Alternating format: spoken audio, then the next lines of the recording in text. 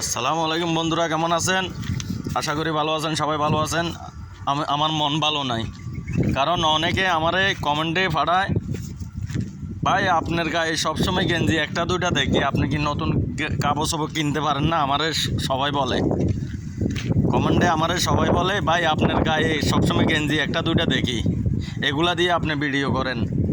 তো আপনি কি টাকা পয়সা নাই গেঞ্জি টেঞ্জি কিনতে পারেন না? ডুবে কি কাজ কাম করেন না? ভাই আমি তো দৈনিকই কাজ করি, আল্লাহ দিলে এই দোকানে আইসি ধরিয়ে 2 বছর শেষ, 3 বছরের মাথা ঢুকে গেছে অলরেডি।